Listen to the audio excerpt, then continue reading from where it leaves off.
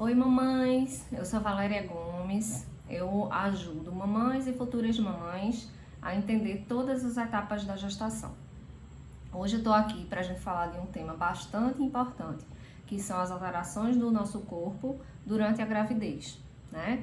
Então, quando a gente descobre que tá grávida, quando a gente descobre o positivo, é toda aquela alegria, mas de repente começa a aparecer um sintoma aqui, um sintoma ali, e a gente fica perdida, né? Sem saber o que vai acontecer, às vezes a gente não sabe o que vem pela frente, a gente não sabe como lidar, né, com esses sintomas que vão aparecendo.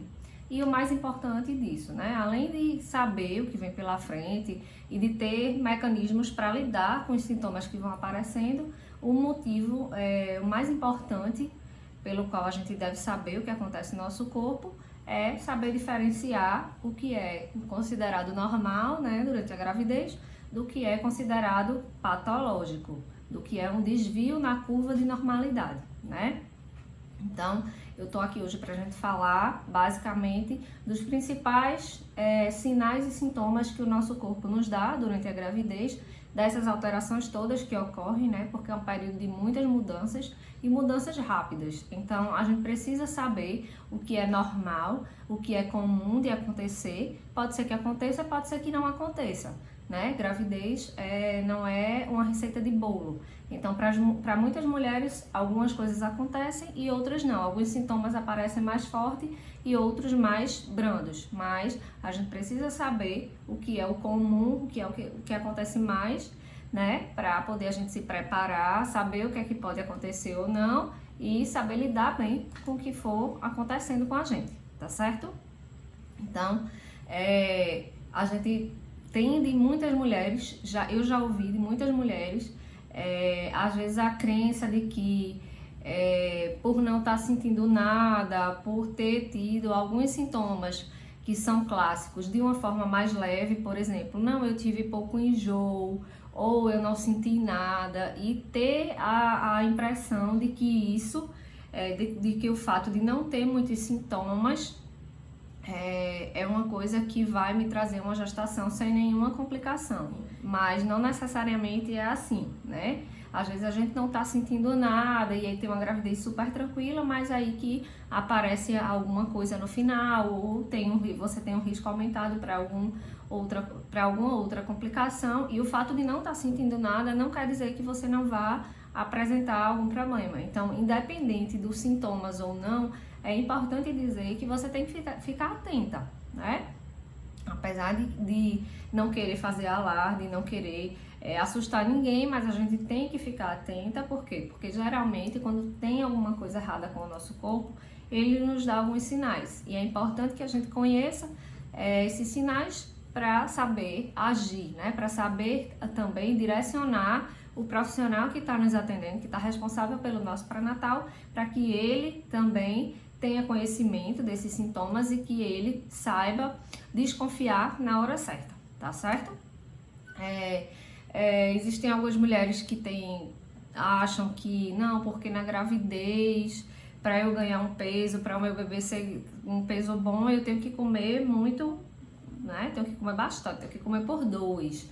E não necessariamente é assim, né? A gente vai falar das alterações metabólicas lá na frente e a gente vai ver que não é assim, né?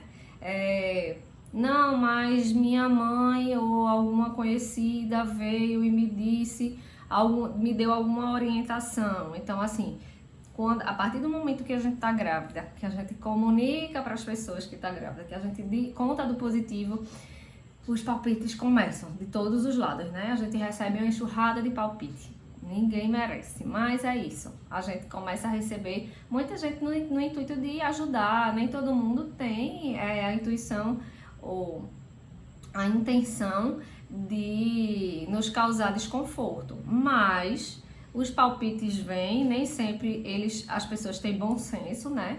E aí a gente acaba, às vezes, por falta de conhecimento, né, seguindo algumas coisas que são consideradas mito e crença popular e que não fazem parte da realidade, né? A gente faz, às vezes, alguma coisa errada por desconhecer, por não saber o que é certo e o que é errado, o que é mito e o que não é mito. Então, é importante, mais uma vez, saber do curso normal, o que é normal, o que é verdadeiro, para a gente saber conduzir direitinho a nossa saúde e a saúde do filho que a gente está gerando, não é isso?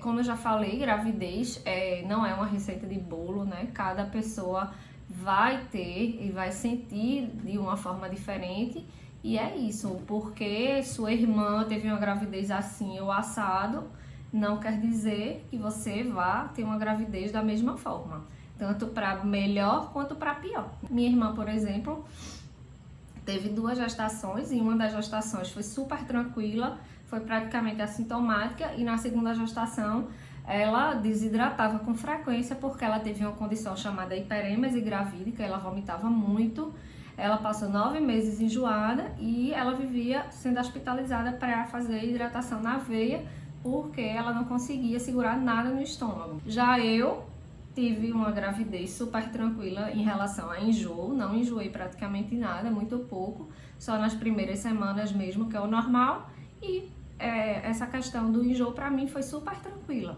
Então não é uma receita de bolo, não é tudo igual, então a gente não pode se guiar também pelo que as pessoas falam, né, e pelo que as pessoas passaram, tá? A gente tem a tendência, né, às vezes a cometer esses erros porque não estudou, porque não entende direito do assunto, isso é normal, perfeitamente entendível, né? A gente quando engravida, meu Deus, está perdida no tempo e no espaço. Tem gente que já tem sobrinho, que já tem algum bebê próximo e que já cuidou, tem alguma noção. Mas tem algumas mulheres que não tem nada. Eu mesma tive que estudar bastante, mesmo sendo da área de saúde, mesmo já trabalhando com isso, eu senti essa necessidade de estudar ainda mais e de me aprofundar muito mais no assunto, porque é muito extenso e requer realmente da gente um conhecimento para depois a gente não passar por algumas coisas que poderiam ter sido evitadas se a gente tivesse ido atrás e a gente tivesse estudado melhor o assunto, tivesse aprendido mais. Então, eu já tive pacientes, já tive mulheres, já tive conhecidas que tiveram, por exemplo, um parto prematuro porque estavam com uma infecção urinária e ela não soube reconhecer o sintoma. Então, ela entrou em trabalho de parto, foi um parto prematuro extremo, se eu não me engano, foram 28 semanas, e o bebê sobreviveu, mas assim, tem sequela por conta de uma infecção urinária que não foi tratada e aí desencadeou um trabalho de parto prematuro. Outra questão que tem muitas dúvidas e que gera erros muito comuns é questão da alimentação na gravidez, né? Tem mulher que acha que porque está acima do peso, engravidou acima do peso, pode fazer restrição, né? Pode fazer dieta, vamos dizer assim, pode fazer restrição calórica, que a gente chama. E não é bem assim, né? A gente não pode fazer dieta, nem na gravidez, nem quando está amamentando.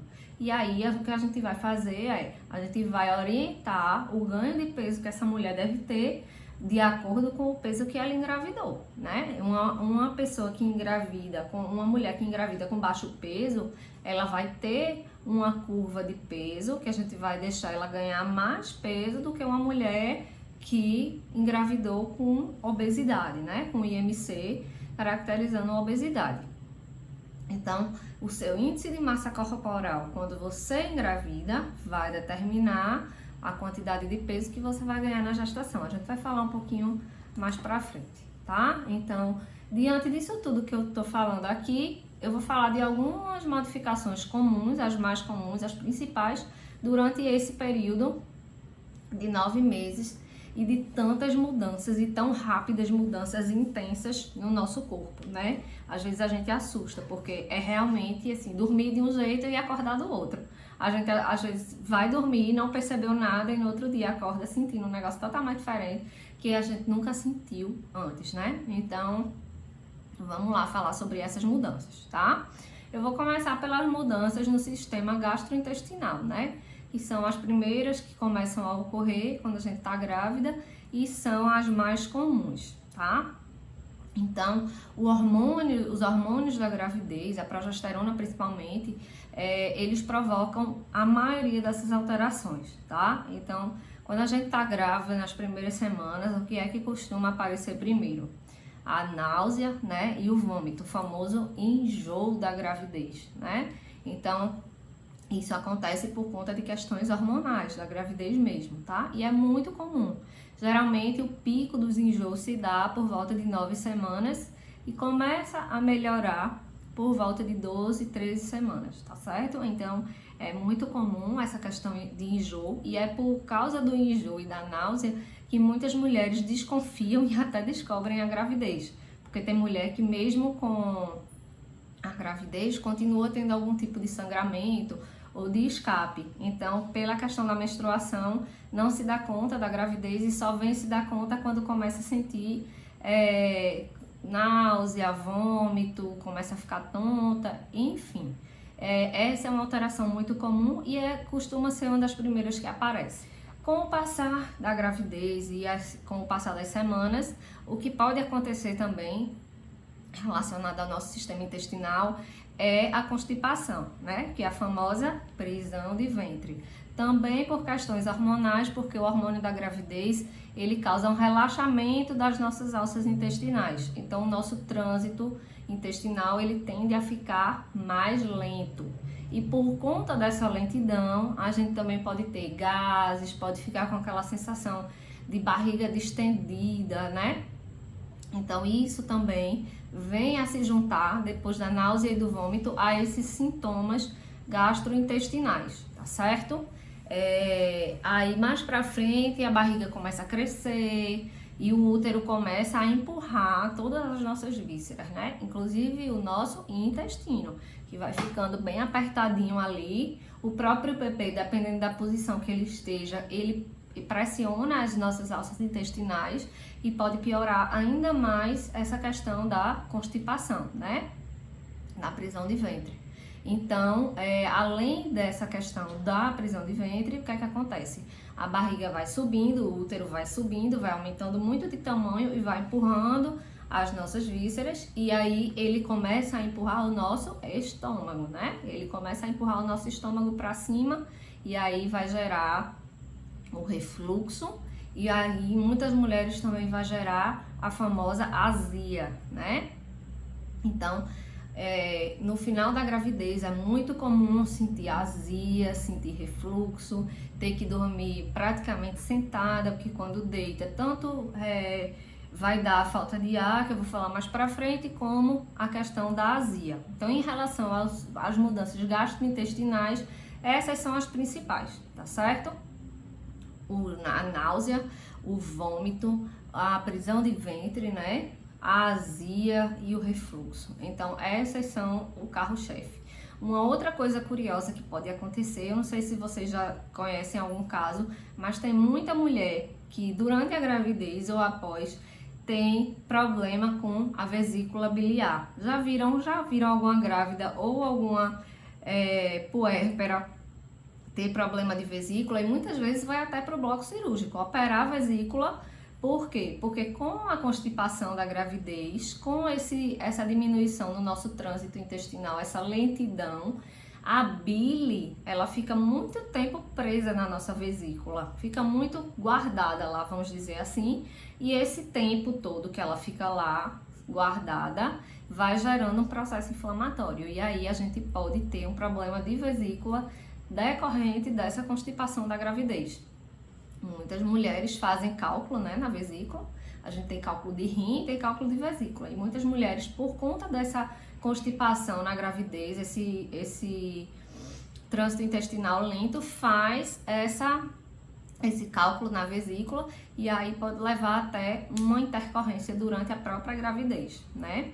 Então, saibam que essas questões podem acontecer todas, tá? Pode acontecer só algumas, você pode sentir praticamente nenhum sintoma, mas pode ter todos também.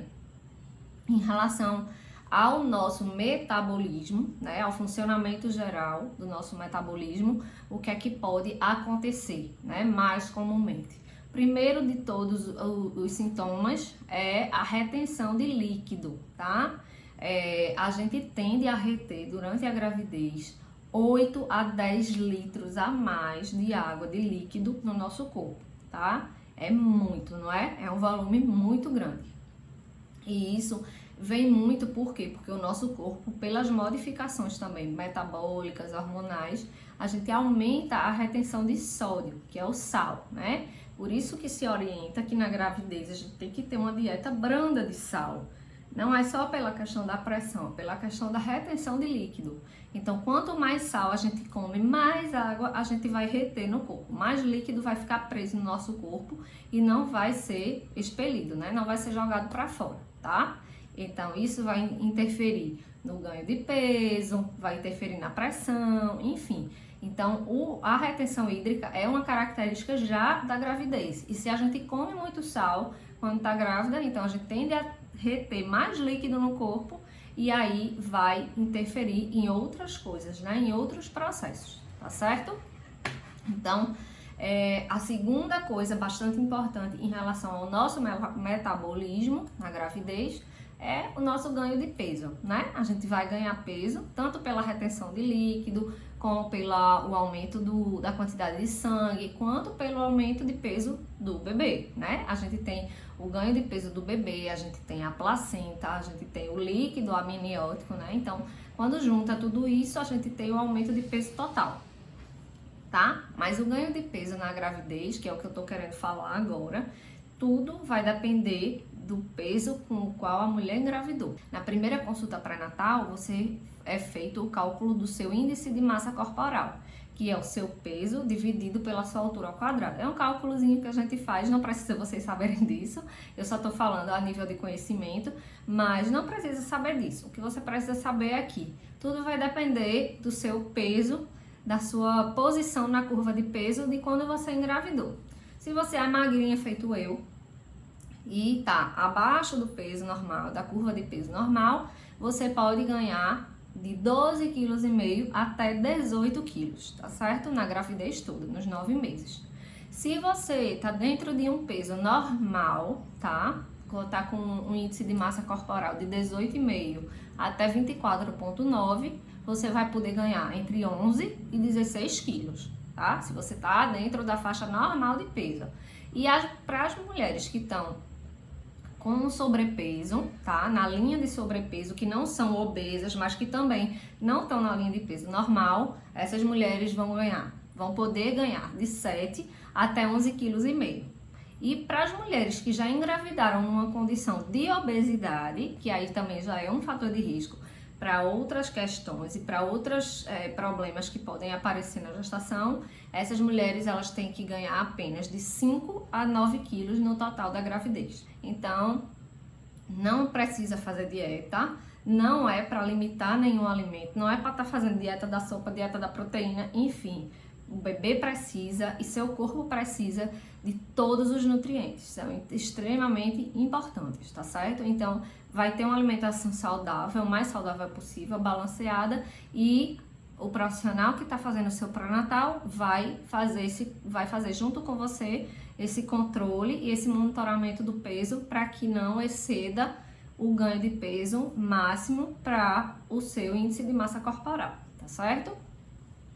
Outra questão bastante importante quando a gente fala do metabolismo do nosso corpo na gravidez é a questão da glicemia, né, da glicose, ou como muita gente conhece, o açúcar presente no nosso sangue, né? Então, assim, durante a gravidez, a gente vive um estado já de aumento dessa glicemia no sangue. Por quê? Porque o nosso corpo, ele é perfeito, né? Então, ele entende que para a gente disponibilizar mais glicose para o bebê, o nosso corpo, ele precisa trabalhar com um nível de glicose maior circulando na nossa corrente sanguínea, tá certo? Então, essas alterações do metabolismo da glicose, elas são bastante importantes e elas acontecem durante a gestação. Então, uma gestante que já tem um fator genético importante para diabetes e que faz uma dieta rica em açúcar, rica em carboidratos, então essa gestante tem um risco e uma predisposição muito grande a desenvolver um diabetes gestacional, tá? Por isso que é tão importante a alimentação saudável, evitar o consumo de doce, evitar o consumo de muito carboidrato na gestação, porque a gente já tem esse estado de maior glicemia. Então, se a gente exagera, se a gente não controla o que a gente come, o que a gente ingere, além de a gente não estar oferecendo os nutrientes que o feto precisa para se desenvolver, a gente está incrementando ainda mais o risco do diabetes gestacional, tá certo? Então, não esqueçam disso, que isso também é bastante importante. Eu vou falar agora das alterações no nosso sangue e nos nossos vasos sanguíneos como um todo, tá? Durante a gravidez, a gente tem o que a gente chama de anemia fisiológica da gravidez. É como se fosse uma anemia que toda grávida desenvolve. Mesmo quem não tinha anemia antes de engravidar, pode ter essa anemia. Por quê? Porque durante a gravidez, o nosso sangue, ele aumenta bastante de volume, tá? O nosso sangue, ele tem dois componentes. Uma parte é o plasma e a outra parte são o que a gente chama de parte vermelha, tá? Então, o nosso plasma, ele aumenta muito de volume, muito mesmo. E a nossa parte vermelha, ela aumenta também, mas ela não necessariamente acompanha o aumento de volume desse plasma, que é essa outra parte. Então, é como se o nosso sangue, na gravidez, ele aumentasse de volume, mas ele ficasse meio que diluído. Então, é como se ele ficasse meio aguado, vamos dizer assim, na fala popular, tá? Então, o que é que isso vai causar? Isso vai causar essa anemia fisiológica da gravidez. Por isso que toda grávida precisa fazer suplementação de ferro, tá? Então, esse é o objetivo desse ferro que a gente faz na gravidez. É justamente tratar essa anemia que é característica desse período. E esse aumento desse líquido do sangue, o aumento do volume do sangue, né, que é para dar conta da circulação da placenta, da circulação do bebê, esse aumento do sangue é para dar conta dessa nova circulação, desse novo ser humaninho, né, que a gente está gerando e que precisa que esse volume de sangue circulante aumente, que é para dar conta de toda essa circulação extra que não é a nossa. Então, por conta desse aumento de volume, o que é que vai acontecer? O nosso coração, ele vai acelerar mais um pouco, porque ele tem um volume maior para dar conta. Então, ele vai acelerar cerca de 10 a 15 batimentos a mais, tá?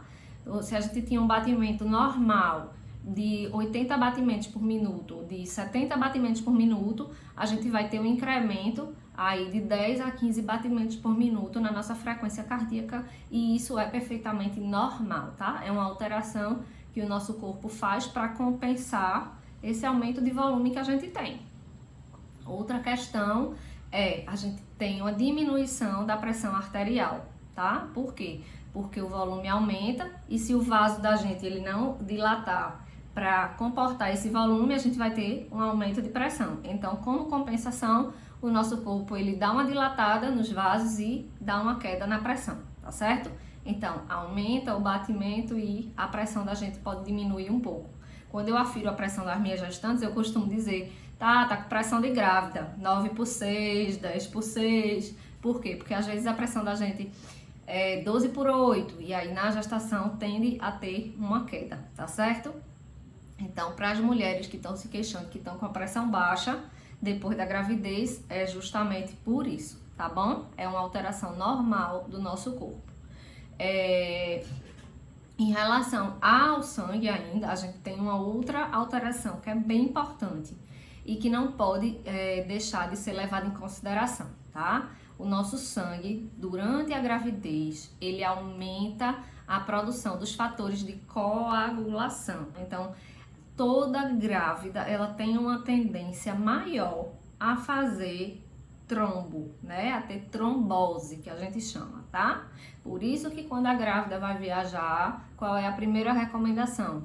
O uso de meia de compressão. Por isso que toda grávida que tem algum outro fator de risco para trombose, que não seja a gravidez, por exemplo, eu tenho uma condição genética chamada trombofilia, né? Então, o meu sangue naturalmente tem um fator genético que determina uma alteraçãozinha lá que me faz naturalmente, independente de gravidez ou não, ter uma tendência maior a ter trombose. Então, na gravidez, aí eu já tinha 2 fatores de risco para a trombose. A gravidez em si, porque já mexe com os fatores de coagulação, e o meu problema genético, que é a trombofilia, que já é uma determinação do meu corpo normalmente. Então, eu tive que usar meia de compressão, eu tive que fazer anticoagulante, que é o Clexane, né, que acho que muitos de vocês conhecem. Então, isso tudo junta-se, né, vai se juntando, e aí a gente vai tendo essas determinações. Mas o que é normal é toda gestante tem um risco maior para a trombose, tá? Isso é o normal, porque os nossos fatores de coagulação, alguns aumentam a produção. Então, isso é normal. A trombofilia, esqueçam, foi só um exemplo meu que eu citei. Existem mulheres que têm trombofilia, né? E aí vão fazer um pré-natal de alto risco, vão serem acompanhadas mais de perto.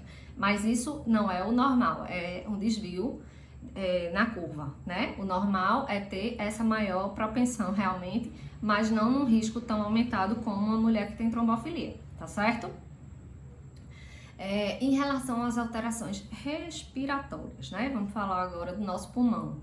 Muita mulher aí já deve estar sentindo, né? O cansaço e a falta de ar bater, né? O que é que acontece? O útero cresce, né? E ele cresce rápido, e nas últimas semanas o bebê ele já está todo pronto, já está todo desenvolvido, todos os órgãos já estão funcionando, e o bebê fica lá na casinha dentro do nosso forninho com o objetivo de quê? De ganhar peso, né? Então, esse ganho de peso do final, o útero da gente, durante esse período, o útero da gente, ele cresce muito rápido, e ele cresce para cima, bastante para cima, né? E dependendo da posição que o bebê esteja, ainda vai incomodar ainda mais, tá? Nas últimas semanas, o nosso útero, ele fica meio que por baixo das costelas, né? E aí pressiona bastante o nosso pulmão, a barriga sobe e vai empurrando, tá? Então, o nosso pulmão, ele fica meio que espremidinho para cima, e isso, obviamente, vai interferir na nossa capacidade pulmonar, né? Na nossa respiração. O que acontece? A gente fica um pouco mais ofegante, né? A gente tem que, para compensar essa diminuição do volume, vamos pensar que o pulmão seja uma sacola, né? Ou uma bola de encher. E cada vez que a gente puxa o ar, a sacola enche, né? Então, se eu empurro a sacola e ela não tem para onde expandir, né? Então, eu vou ter que respirar mais vezes para compensar esse volume que está sendo tomado, né? Então, a gente tende a respirar mais vezes. A nossa caixa torácica, né? As nossas costelas, elas tendem a se expandir um pouco para o lado para compensar essa diminuição do espaço de baixo para cima. E aí, a gente respira mais vezes para dar conta de oxigenar melhor o corpo e, consequentemente, oxigenar melhor o bebê, né? Que o bebê tá lá dentro, tá ligado a gente pelo cordão umbilical, e ele se respira pelo nosso sangue, né? Pelo oxigênio que tá no nosso sangue. Então, a gente tem essa alteração respiratória para compensar esse volume perdido do pulmão pela compressão da barriga, né? O útero sobe, empurra o pulmão, a gente aumenta a frequência respiratória, e o nosso tórax, ele se alarga um pouquinho para dar conta do espaço que o pulmão vem perdendo para compressão da barriga, ok? E agora a gente vai falar de uma outra alteração bastante comum, que é no nosso centro de gravidade, vamos dizer assim, e na nossa coluna, tá? O que acontece? Com o passar dos meses, a barriga vai crescendo, o útero vai crescendo bastante, e o peso da barriga vai tirando o nosso centro de gravidade do lugar. Por quê? Porque com o peso da barriga puxando a gente para frente, né? Aí o que é que o corpo da gente faz? Ele faz a gente ir para trás. É como se a gente tivesse que estar o tempo todo puxando nossa barriga para trás. É a barriga, o peso da barriga puxando para frente, e o nosso corpo compensando, puxando a gente para trás, tá? É como se a gente tivesse com uma sacola bem pesada, segurando assim para frente, e tendo que fazer força para trás para o saco não deixar a gente cair para frente. Então é a barriga puxando para frente e o nosso corpo tentando compensar, mudando o centro de gravidade e empurrando a gente um pouco para trás, né? Então essa mudança do centro de gravidade, o que é que ela vai causar na gente? Ela vai causar o que a gente chama de lordose, que é uma mudança no ângulo da nossa coluna lombar atrás, né? É aquela famosa posição que o bumbum fica meio que empinado para trás, né? A gente percebe bastante isso na grávida. E a gente muda também a base de sustentação. O que acontece? A gente abre mais a perna para aguentar a questão do peso, né? E da mudança do centro de gravidade. Então, aquele andazinho de pato que a gente tem quando tá nas últimas semanas não é à toa, não é por acaso, né? Isso aí é o nosso corpo tentando compensar o peso da barriga. E às vezes até o peso da mama também, né? Porque o peito da gente fica uma coisa enorme, né? E aí é todo um peso a mais que a gente tem pra frente. E aí o nosso corpo puxa para trás, empina o bumbum, abre a base para aguentar o peso que é grande, né? Quem já tá na segunda gravidez, na terceira, quem já teve mais de uma sabe como é pesado. E quem não chegou lá ainda já vai saber. Já é muito incômodo o final da gravidez, né? Mas aí, mais pra frente a gente conversa e eu vou dizendo a vocês como driblar esses sinais e sintomas. Então, nessa fase que a barriga tá pesando, que o peito tá pesando, que a gente tá com essa mudança de centro de gravidade e de postura, o que é que pode acontecer e o que é que acontece muito? Primeiro é a dor lombar, que nem sempre é trabalho de parto, tá? Porque no trabalho de parto a coluna dói muito também, a lombar dói muito, mas a dor lombar antes do trabalho de parto se deve a isso, tá? Tanto a dor lombar pode doer as pernas, o joelho, por conta do peso muito grande e às vezes até por conta da circulação das pernas que não tá boa, porque a barriga quando tá muito grande, o peso dela comprime a circulação das pernas. Então, às vezes, a gente fica com muito líquido retido nas pernas, né? E isso também causa dor, junto com o aumento do peso. Causa dor no joelho, tem gestante que já é obesa, né? Que já tem um peso, um sobrepeso. E aí, quando junta com tudo isso, com aquele líquido que aumenta, que eu falei, a retenção de líquido que aumenta muito, o peso do bebê, o peso do líquido, quando junta tudo num bolo, fica uma sobrecarga enorme, né? E aí as nossas articulações sentem isso. Então, tudo isso é mudança estrutural no nosso corpo por conta da gravidez. Não necessariamente é algum desvio, tá? Pode ser uma mudança normal. Então, fiquem preparados para isso aí também. Em relação ao nosso rim e ao xixi, o que é que pode acontecer? O nosso rim, a gente falou que aumenta muito a retenção de líquido, né? E aumenta a circulação. Então, o rim, ele é o órgão que filtra todo o nosso sangue, que filtra o líquido. Então, ele vai trabalhar muito mais, né? Considerando que a gente tem mais sangue circulando, que a gente tem mais líquido retido, o que acontece com o rim? Fica sobrecarregado o bichinho. Então, ele vai trabalhar muito mais, pode aumentar de tamanho, né? E aí, pode aumentar o volume do rim e o peso dele também. É mais peso, né? Enfim, mas isso aí é só um adendo para vocês saberem que o rim da gente trabalha mais. Mas o que eu queria até falar em relação a isso, vocês me fizeram lembrar, é ficar sempre atento aos sinais de infecção urinária, tá? Porque a infecção urinária, ela é muito comum na gravidez e ela determina um bocado de coisa, inclusive parto prematuro, tá? Uma infecção urinária não tratada, ela pode induzir um parto, um trabalho de parto prematuro, antes do tempo, tá? Então, ficar bastante atenta, porque muitas vezes essa infecção urinária ela pode ser assintomática ou pode ser oligossintomática, ou seja, poucos sintomas. Então, a gente tem que ficar bastante ligado, tá? Xixi que arde quando vai fazer xixi, urgência para ir no banheiro e quando chega no banheiro não tem xixi para sair, só sai uma gotinha e doendo muito, ardendo, isso indica infecção urinária. Isso e outros sintomas, mas esses são os principais. Tá certo? Então, infecção urinária a gente tem que passar 9 meses atenta, bastante atenta, tá certo? Vamos falar agora de quê? Da mama, tá? É outra que tem alteração do começo até o fim. A mama, logo nas primeiras semanas. Lembra que eu falei que logo nas primeiras semanas o que acontece? Náusea, vômito, né? Muito enjoo. Então, além disso, outro sinal que muitas vezes é preditor da gravidez são as alterações da mama. Nossa mama, nas primeiras semanas de gravidez, ela já aumenta, começa a aumentar de tamanho, a sensibilidade aumenta demais. Tem mulher que não aguenta nem usar sutiã, que não aguenta. Eu, quando estava grávida, nas primeiras semanas, eu não aguentava. Sutiã de bojo, aquele sutiã mais grosso, não tinha como usar, porque a areola do peito, o bico do peito ficava extremamente sensível. Então, é bem importante que nessas primeiras semanas também você use um topzinho, uma coisa mais confortável e que possa prender também, porque às vezes deixar a mama sem nada também incomoda pelo aumento do peso, né? O aumento do peso às vezes faz com que você deixar ela sem o sutiã, sem algo para prender, piore a dor, tá? Porque dói, incomoda bastante mesmo no começo esse aumento, tá? E em relação às modificações da mama, a gente tem 3 sinais que são bem importantes.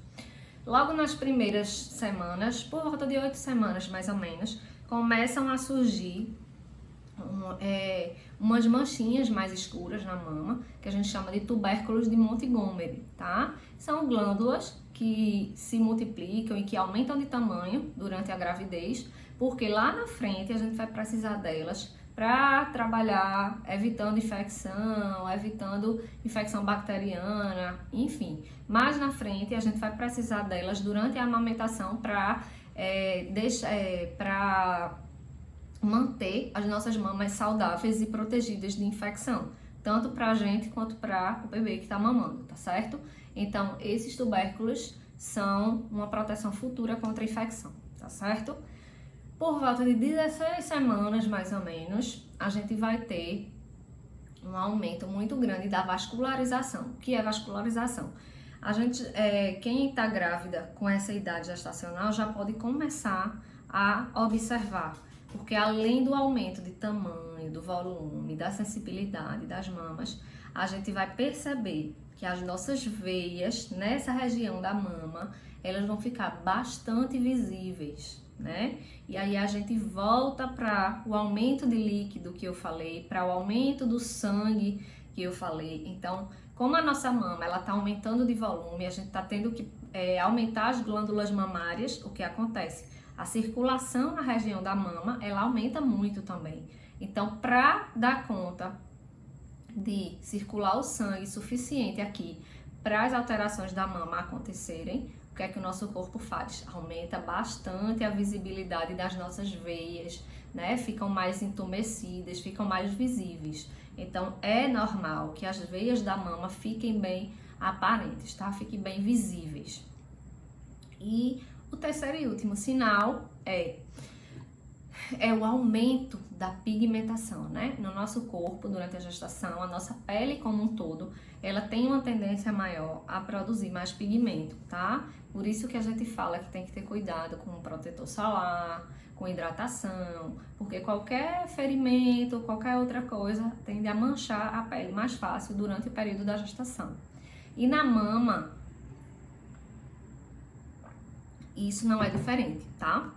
Com o passar da gestação, a pigmentação na areola e no mamilo, ela vai aumentando, tá? E aí a gente tem como se fosse uma formação de uma segunda areola. É como se a mama, a areola, ela fosse aumentando de tamanho durante a gestação. E quando chega no final, você tem a impressão de que uma segunda areola se formou ao redor da primeira, tá? Então, isso tudo tem a ver com a pigmentação durante a gravidez, tem a ver com a questão hormonal da gravidez e com a formação da mama para a amamentação, né? Para o pós-parto. Então, basicamente, as alterações da mama são essas, né? Volume, sensibilidade, as glândulas, né? Que são os tubérculos de Montgomery, a coloração e os vasos sanguíneos que ficam mais aparentes. Então, tudo isso é normal que aconteça na mama. Nas últimas semanas, geralmente depois de 32 semanas, pode começar A sair pela mama, pelo mamilo, pode começar a sair como se fosse um líquidozinho, bem clarinho e amarelado. O nome desse líquido é colostro. Isso aí já é leite, já é uma forma inicial, mas já é considerado leite, tá certo? Não devemos espremer, não devemos fazer nenhum tipo de atrito na mama. Antigamente se orientava a passar a toalha, enfim, não se orienta mais. Hoje em dia a gente só tem que enxugar e levar normalmente, tá certo? O fato do colostro estar saindo não quer dizer que você vai entrar em trabalho de parto, não é nenhum fator preditivo disso daí, tá? É simplesmente uma alteração fisiológica do final da gestação, tá bom? E pode sair ou pode não sair. O fato de você não ter colostro não quer dizer que você não vai conseguir amamentar, que você não vai ter leite, de jeito nenhum. Isso aí é um mito total e completo, tá certo? Então, não teve colostro, não tem nada a ver com produção de leite, se você vai conseguir amamentar ou não, tá? Isso é um grande mito, tá? E eu tô aqui para esclarecer, tá certo? Não pensem dessa forma, porque isso aí não tem nenhum fundamento científico, tá? Com colostro ou sem colostro, a amamentação ela ocorre da mesma forma, tá certo? Em relação às alterações ginecológicas, o que é que eu posso dizer para vocês, né? O que é que acontece, né? A partir do momento que a gente tem a fecundação, que a gente tem um embriãozinho ali se formando. A primeira alteração no nosso útero é a implantação desse embrião, né? Quando a gente vai engravidar, a fecundação ela acontece ainda na trompa, ela não acontece bem lá no útero. E aí depois de alguns dias é que o embriãozinho vai lá para o útero, se fixar lá na parede do útero para começar a virar um feto, tá? Bem a grosso modo é isso. Então o que é que acontece? Quando esse embriãozinho chega lá no útero e vai se implantar na parede do útero, vai acontecer, mas que pode ser visível ou não. Tem mulheres que percebem, tem mulheres que não percebem. É o que a gente chama de sangramento de implantação, que é justamente a parede do útero se rompendo para o embrião se implantar ali, tá certo? Então, pode aparecer no papel higiênico um sangramento bem cor-de-rosa, bem clarinho, poucos dias antes da menstruação atrasar, e pode ser que isso não seja percebido de forma alguma, tá? Então, as alterações ginecológicas da gravidez começam por aí, por esse sangramentozinho, tá? E aí, com o passar das semanas, o útero vai aumentando de tamanho muito rapidamente, tá? E aí, esse aumento de tamanho, o que é que vai gerar, né? Vai gerar uma série de alterações estruturais, abdominais, que foram as que eu já falei, né? Vai pressionando bexiga, você vai ficar fazendo xixi várias vezes, vai visitar o banheiro muitas vezes durante a noite, né? Por quê? Porque o útero tá crescendo e tá empurrando a bexiga, e aí a bexiga não consegue guardar mais tanto líquido como guardava antes. Vai empurrando as alças intestinais, e aí pode acontecer a constipação. E junto com o útero crescendo, o útero ele é preso na nossa bacia por vários ligamentos, ele tem várias musculaturas envolvidas, né? Então, à medida que ele vai crescendo, esses ligamentos também vão se esticando, esses músculos também vão se esticando, e isso pode dar alguns sintomas, né? Pode causar alguns sintomas, alguns desconfortos, tá? É bem comum no início, quando o útero tá saindo, né? Porque o útero é pequenininho, ele é do tamanho de uma mão fechada, e aí ele fica bem dentro da nossa cavidade óssea mesmo da bacia. E aí, com o passar das semanas, depois de 12, 13 semanas, ele começa a passar pela estrutura óssea e começa realmente a ir para a parte abdominal. E aí, o que é que acontece? Os ligamentos começam a ser esticados e serem forçados e tensionados mesmo. E essa tensão, ela pode dar bastante desconforto nessa região inguinal aqui, na região da virilha. Às vezes dá umas fisgadas bem fortes, que são bem comuns dessa fase, tá? Então isso pode acontecer. Outra questão é cólica, né? como o útero ele tá aumentando muito rápido de volume, como tem um processo de implantação ali acontecendo, é muito comum cólica, tá? Cólica como se fosse aquela cólica que vem antes de menstruar. Não muito intensa, varia muito de mulher para mulher, mas é uma cólica que não tem sangramento, não tem perda vaginal, é só aquele incômodo realmente no baixo ventre, tá? Isso aí é normal, tá? O aumento do xixi, pode dar cãibra, principalmente do meio para o final da gravidez. Tem mulher que tem muita cãibra na barriga, né? Que sente muito desconforto. E, por fim, as contrações que a gente chama de contrações de treinamento, né? Que é aquela barriga que fica dura e depois relaxa. E aí, sendo que ela não tem aquele mesmo ritmo do trabalho de parto. É uma contração que é mais espaçada, é uma contração que dura pouco, né? Essa é a contração de treinamento, tá? Outra questão ginecológica envolvida no processo de gravidez é na vulva e na vagina, né? Há um aumento dessa pigmentação que eu falei, também do mesmo jeito que aumenta a pigmentação na mama, aumenta a pigmentação na região vulva-vaginal. Então, é normal que a sua região vulva-vaginal fique mais escurecida, tá certo? Isso volta ao normal depois, isso é do período gestacional, questão hormonal da gravidez. Tá certo? Então fiquem tranquilas. Outra alteração é a questão do muco, né? A gente sabe que toda mulher, a vagina é uma mucosa, né? A região endovaginal, e o nosso colo do útero, ele produz uma secreção, né? E aí, essa secreção, esse muco que é produzido durante a gravidez, ele tende a ficar mais espesso, mais grossinho, tá certo? No final da gravidez, lá nas últimas semanas aqui, tende a ficar mais aquoso, tá? Mas no começo ele é mais viscoso, ok?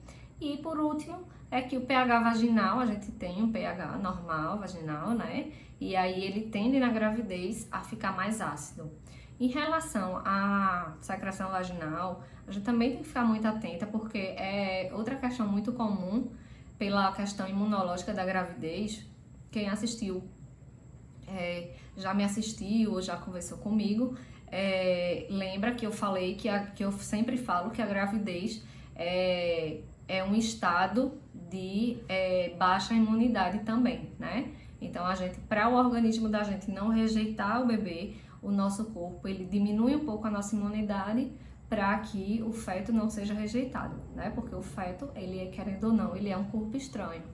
E aí, por conta dessa diminuição da imunidade, podem acontecer infecções vaginais, né? Principalmente pela cândida, né? Pode acontecer a candidíase, é bastante comum e frequente na gestação, porque a cândida, ela já convive, é uma bactéria que já tem uma convivência normal com o nosso corpo, só que ela se manifesta de forma mais aguda quando a gente tem uma queda de imunidade. Então, com a queda de imunidade da gravidez, muita mulher tem tendência a ter a candidíase, né? E aí fica com aquela irritação vaginal, aquela coceira muito grande, e isso precisa também ser comunicado para o profissional que está fazendo o pré-natal para que seja tratado, tá certo? Não vão ficar com esse incômodo a gravidez toda achando que é normal, porque aí já não é. Tem que tratar, tem que fazer o tratamento direitinho e aí geralmente resolve, tá? Se não resolver, mas melhora, né? E aí quando a gravidez termina, todos esses sintomas são revertidos, a grande maioria. Alguns demoram mais, outros demoram menos, mas tendem a voltar tudo ao normal, tá? Bem, acho que é isso. As principais eu falei aqui, acho que eu consegui abordar. O mais importante que vocês não podem deixar de fazer a partir de agora se eu pudesse dar um conselho, qual o conselho que você me dá, Valéria? Fiquem atentas ao corpo de vocês. Vocês têm que prestar atenção no que está acontecendo, tá certo? Com essas dicas que eu dei agora, com esses direcionamentos, vocês já têm noção mais ou menos do que é o normal e aí vão ficar prestando atenção nesse corpo, em tudo que acontece, em tudo que estão sentindo, para tentar identificar qualquer coisa que saia do curso normal da história, tá certo? Então, sempre atentas, não esqueçam, tá? Por fim, Quero sugestões, quem tiver alguma dica para dar de conteúdo, do que achou, por favor, me dê esse feedback nos comentários. Quem conhecer alguma gravidinha, alguém que está precisando desse conteúdo, que precisa assistir essa aula, que precisa aprender mais sobre a gravidez, por favor, compartilha, tá? Espero vocês nas próximas aulas e muito obrigada!